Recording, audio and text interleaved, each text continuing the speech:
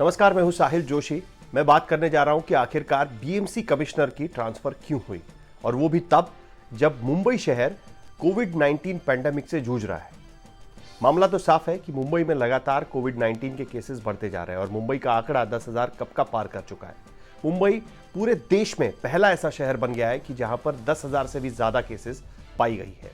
उसके साथ साथ मुंबई में कई सारे कंटेनमेंट जोन भी बनाए गए हैं। ये पॉलिसी भी दरअसल मुंबई में ही लाई गई थी, लेकिन उसके बावजूद बीएमसी कमिश्नर पर इसका ठिकरा फूटा है और उनको ट्रांसफर किया गया, उनका तबादला किया गया है। उसके पीछे कई सारे कारण सामने आ रहे हैं। ये ट्रांसफर तब हो रहा है, पहले तो मैं आपको बता दूं कि बीएमसी कमिश्नर प्रवीण परदेशी अब अर्बन डेवलपमेंट यानी नगर विकास विभाग में एडिशनल चीफ सेक्रेटरी के तौर पर जाएंगे और उनकी जगह पे IS Chahal additional chief secretary, ये अब नए बीएमसी कमिश्नर बनेंगे। लेकिन उसके साथ साथ बीएमसी की सारी जो हाई रैंकिंग ऑफिसर्स की अथॉरिटी है वो पूरी की पूरी चेंज कर दी गई है। यानी एडिशनल म्युनिसिपल कमिश्नर, जो दो बड़े अहदे होते हैं बीएमसी में, बीएमसी कमिश्नर के बाद उनको भी बदल दिया गया, उनका भी तबादला कर दिया गया है। उनके जगह पे दो बड़े ऑफिसर्स यहां पर लाए गए हैं। बात साफ है कि राज्य सरकार अब ये चाहती है कि जिस तरीके से मुंबई में आंकड़े बढ़ रहे हैं वहां पर कहीं ना कहीं रोक लगे, उसका जो कर्व है वो लगातार जो बढ़ रहा है वो फ्लैट हो। अब इसके पीछे क्या कारण है? दरअसल बस 24 घंटे पहले मुंबई में केंद्र सरकार की एक टीम आई थी।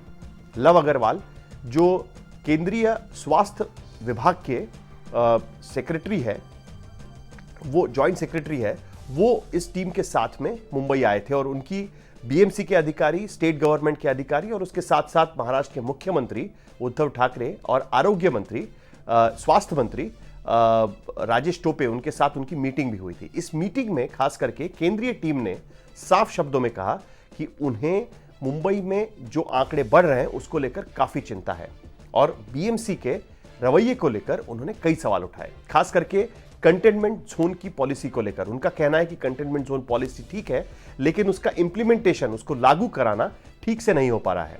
खास करके जो डेंसली पॉपुलेटेड इलाके हैं, जो बहुत ही घनी आबादी वाले इलाके हैं, वहां पर कंटेनमेंट जोन के भीतर एक अलग से कंटेनमेंट जोन्स बनाने चाहिए।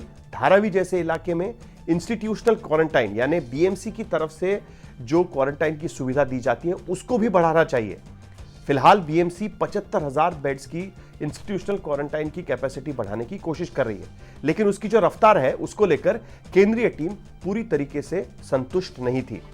उसके साथ साथ उन्होंने यह भी कहा कि इस वक्त मुंबई में आंकड़े डबल होने का यानी दुगने होने की जो गति है वो इस वक्त 10 दिन की है। वो ठीक ठाक है, लेकिन उसके बावजूद उनको लगता है कि मुंबई जैसे शहर में ये जो गति है ये 20 दिन की होनी चाहिए, यानी करीब करीब दुगनी ये गति होना बहुत जरूरी है, जिसके वजह से मुंबई में बढ़ने वाले आंकड़े कहीं ना कहीं उस पर रोक लग सके। उसके साथ साथ कुछ ही दिन पहले आपने देखा कि सायन अस्पताल का एक वीडियो भी काफी वायरल हुआ था, जिसमें लोग लगातार सवाल उठा रहे थे कि किस तरीके से मुंबई में हालत बद से बदतर होती जा रही है, मैनेजमेंट ठीक से नहीं हो पा रहा है। जो कोविड अस्पताल है वहां पर जो व्यवस्था है वो ठीक नहीं है और उसके वजह से ये वीडियोस लगातार बाहर निकल रहे थे कि अस्पतालों में सुविधा ठीक नहीं है, उस पर कोई कंट्रोल नजर नहीं आ रहा है पूरे एडमिनिस्ट्रेशन पर। और ऐसे में बीएमसी जैसी बॉडी में, जो एक देश का सबसे बड़ी म्युनिसिपल कॉर्पोरेशन के तौर पर जानी जाती है, इसका बजट देश के कई सारे छोटे राज्यों से भी ज्यादा बजट है। यहां पर सिविक अधिकारी यानी IS अधिकारी सबसे बड़े ओहदे पर होते हैं। बीएमसी कमिश्नर के पास पूरी पावर और ताकत होती है और ऐसे में अगर बीएमसी में आंकड़े बढ़ रहे हैं तो उसकी जिम्मेदारी भी बीएमसी कमिश्नर पर डाली गई और इसी के चलते माना जा रहा है कि उनका तबादला हो चुका है।